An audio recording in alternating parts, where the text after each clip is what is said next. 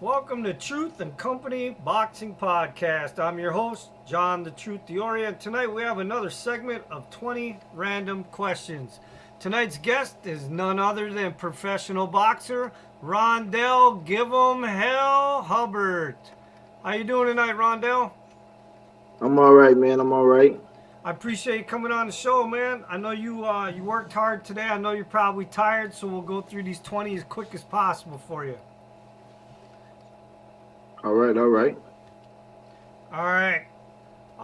Question number one. How did you get involved in boxing? Uh, Same story, man. Just getting into a little trouble as a youngster, and then it was a suggestion from one of my mentors, and they told me to like pick up a combat sport or a way to take out my frustrations, and that was it right there. All right. Question two. Do you have any boxing superstitions? Um, I- Maybe that after weigh-in meal, like I try to eat the same thing or do the same little routine after weigh-ins. Okay. Question three. What's your favorite boxing movie? Man,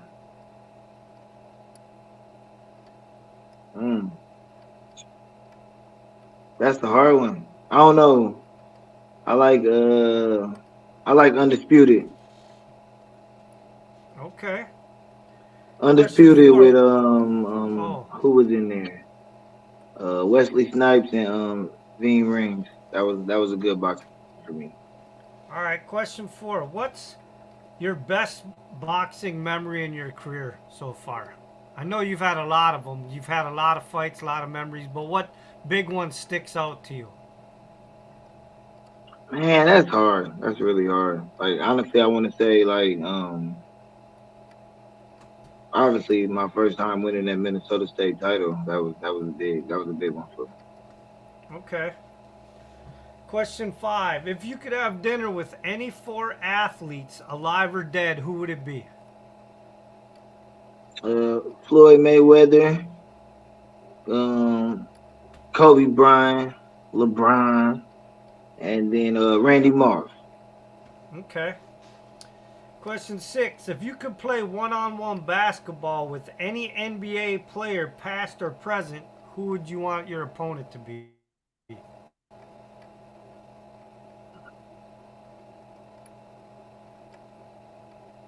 Muggsy Bogues. Okay.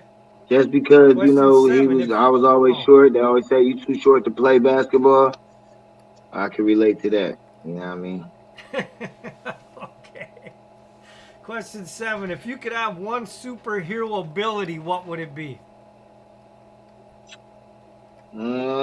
Time travel. Time travel. Okay. I want to be able to, travel time. Question eight. What's the best dish you can cook? A Philly cheese sandwich, man. You know that, man. Come on, man. Philly got that All right. bomb Philly. Question nine. Do you have any phobias? I I don't like heights at all. That's probably one of the main things that, like, yeah, height. Okay. Question 10. What's your favorite video game? Man, that's a hard one too. That's hard. My favorite video game, I would have to say, is Super Smash Brothers, man. Nintendo 64, classic. Okay. Question 11. If you could star in a movie with any actor, who would you want to star in a movie with?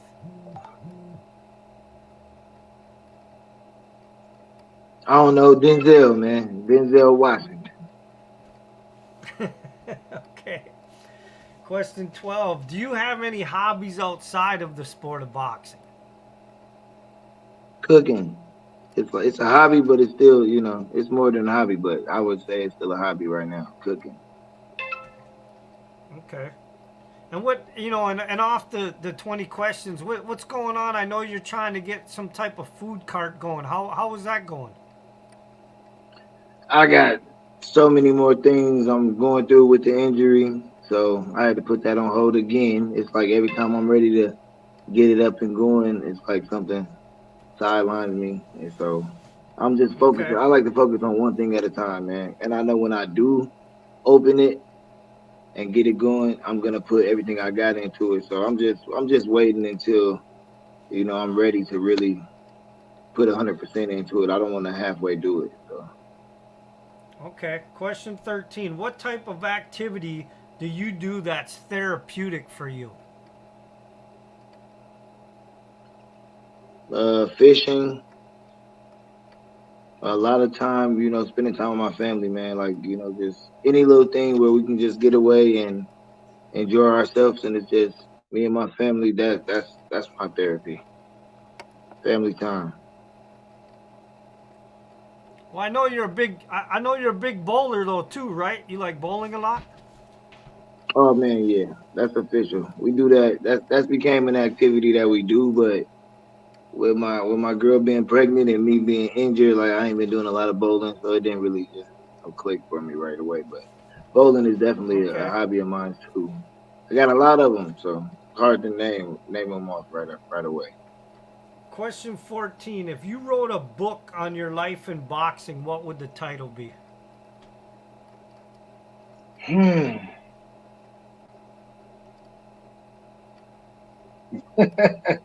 I started to say something funny, but I don't know. Like man, like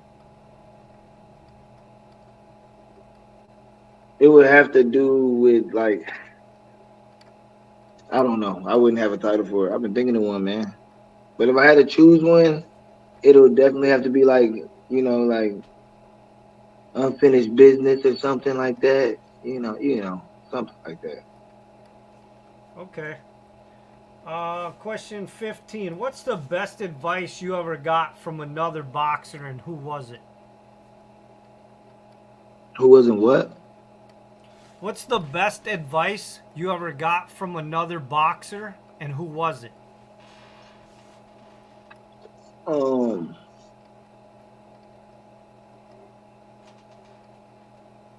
just like to never lose sight of why you're fighting, what you're fighting for.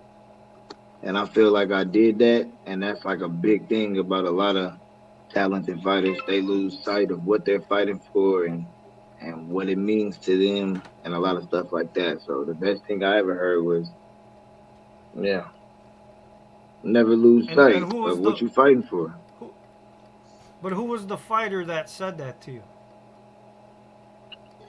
Um, that's what's so funny. That's all right. If you can't remember the fighter, that's fine. I mean, you gave us I the want to advice, say, so but I want to say it was either Timothy Bradley or Andre Ward that day. It was a lot of going on. They was in Hinkley, and I was talking to them okay. both at the same time, and they were both giving me advice. But I know when one of them was like, "I watched you tonight. I think I fought Kevin Cruz that night, and I got a draw in front of them, and they knew, I was the underdog, and I was one of them fighters that, he was signed with Top Rank. So yeah, they seen me fight, and they thought that I did better than that draw, and they I think both of them felt like I won, but they told me what it was and gave me some good advice. And yeah, one of them said like, yeah, just never lose sight of what you're fighting for. Like sometimes it's that A and B side, and you're gonna things ain't gonna go your way, but just still never lose sight of what you're fighting for. And I think that was a big thing for me.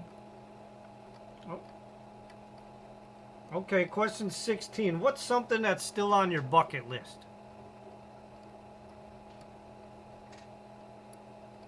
Man, you mean in boxing or just life? Life period. No, just life in general. Um,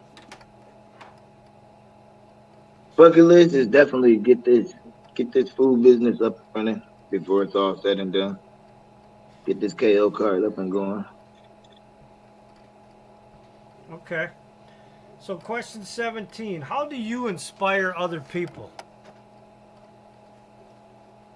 I think that what I hear the most is people that really know me.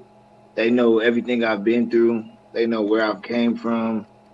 Uh, just pretty much that where I came from and what I've been through, and to still be learning and growing and not giving up in the fight that I have in me with boxing and life period, man. Like feel like a lot of weak people or a weaker person would have gave up going through a lot of things I've been through in life, and a lot of fighters have. So it's like I'm not alone when it's you're a fighter and you have to go through all these things, and you still try to find a way to fight, still try to find a way to be a good father, still try to find a way to be a good person, and like yeah, when you've been through the stuff I've been through, a lot of people around me who really know me, they look at me and be like, I would have never thought you would be here. I would have never thought you would be this person right now, living this life that you're living.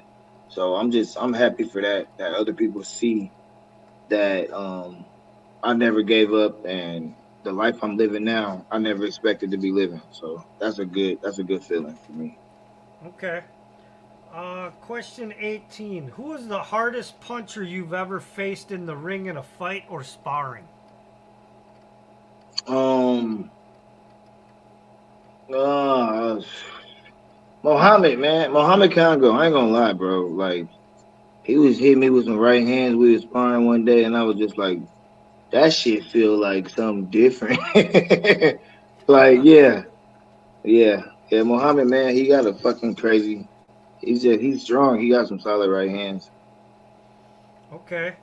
Question 19. If you could have a rematch with any of the opponents you've faced in your career, who would you want to have a rematch with?